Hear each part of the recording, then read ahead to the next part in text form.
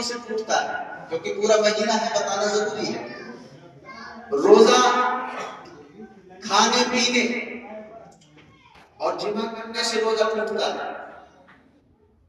سمجھ رہے ہیں؟ کوئی چیز کھا لی، اگر روزے دار ہونا یاد ہے تب، اگر آپ نے بھول کے کھائی روزے دار ہونا یاد نہیں ہے لیکن آپ نے لقمہ کھا لیا، بعد میں یاد آیا روزہ ہے تو روزہ نہیں ٹوٹے گا۔ لیکن روزے کی حالت میں کھانے پینے اور جمع کرنے سے روزہ ٹوٹ جاتا ہے۔ ایسے ہی اگر الٹی آ گئی بندے کو اور منہ بھر کے آئی تو اس سے روزہ ٹوٹ جائے گا۔ دانتوں میں کوئی چیز ہلک گئی چنے کے برابر اور اس کو آپ نے نگل لیا حالت روزہ میں تو روزہ ٹوٹ جائے گا۔ ایسے ہی ناک میں یا کان میں دوائی ڈالیں اور وہ دوائی حلق تک پہنچ جائے تو روزہ ٹوٹ جائے گا۔ انجیکشن لگوانے سے روزہ ٹوٹ جائے گا۔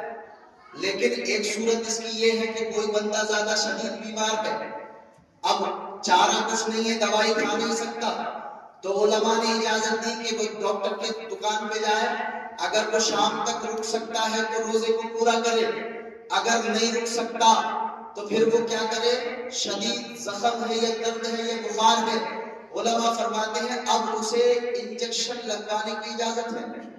کوئی زیادہ بیمار ہے، نہیں رہ سکتا شام تک روزہ نہیں رکھ سکتا، طبیعت زیادہ خراب ہے، ڈاکٹر کو دکھانا ضروری ہے، تو اس حالت میں وہ بندہ انجیکشن لگا سکتا ہے۔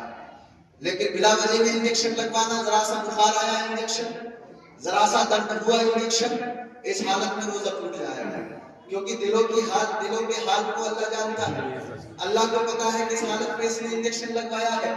اگر مجبوری میں لگوایا تو روزہ رہے گا، اور اگر مجبوری میں نہیں لگوایا، بغیر مجبوری کے لگوا دیا تو روزہ جاتا رہا۔ ایسے ہی بندہ